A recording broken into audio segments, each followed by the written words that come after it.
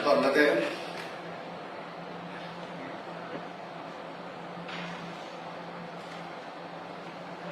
അന്ന് സുഖിതേട്ടനായിരുന്നു.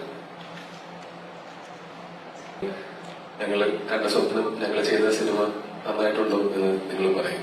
പിന്നെ ഇതിൽ ഓരോരുത്തരുടെയും പേരെടുത്ത് പറയാനാണെങ്കിൽ സുഖിതേട്ടനായിരുന്നു എന്റെ ഏറ്റവും പ്രധാനപ്പെട്ട സപ്പോർട്ട് സിസ്റ്റം. നമ്മള് ഒന്ന് എപ്പോഴെങ്കിലും ഈ പ്രതിസന്ധികൾ ഉണ്ടായിരുന്നു, തുടക്കം മുതൽ അതിഭീകര പ്രതിസന്ധികൾ ഉണ്ടായിരുന്നു.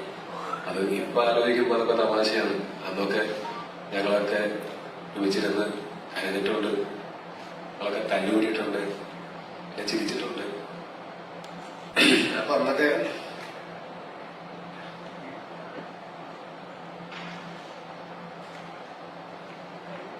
സുഖിതേട്ടനായിരുന്നു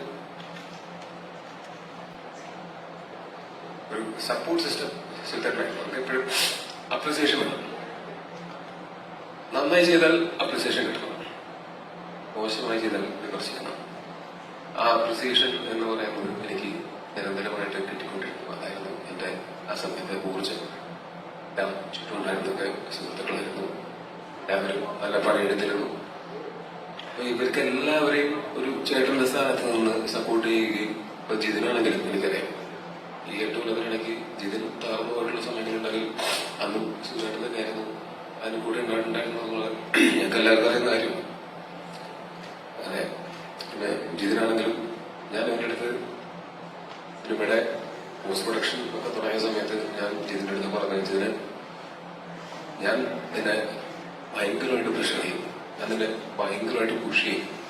കാര്യം നീ അങ്ങോട്ട് സിനിമ ഇറങ്ങുന്നത് വരെ യുദ്ധമായിരിക്കും ഞാൻ പറഞ്ഞത്. യുദ്ധം കാര്യം എന്ന് വെച്ചാൽ ഞാൻ നിന്നെ ടോർച്ചർ ചെയ്യും, നീ എന്നെ വെറുക്കും.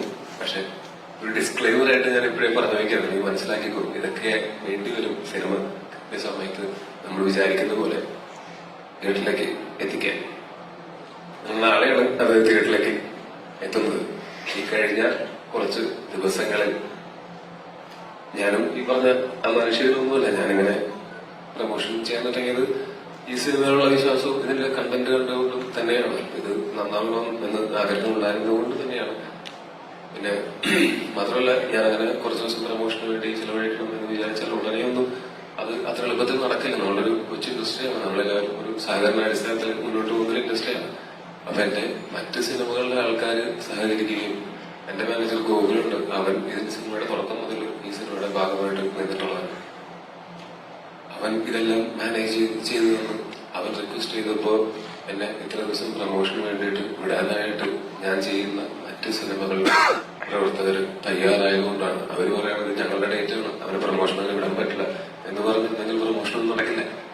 അങ്ങനെ അവരുടെ ചെയ്യാനിരിക്കുന്ന സിനിമകളുടെ, ഞാനിപ്പോ ചെയ്തുകൊണ്ടിരുന്ന സിനിമ പകുതിക്ക് വെച്ച് ബ്രേക്ക് ചെയ്തിട്ടാണ് എന്റെ പ്രമോഷൻ അറിയുന്നത്. ഇനി തിരിച്ചു ചെന്നിട്ട് വീണ്ടും ഇതിൽ പോകണം.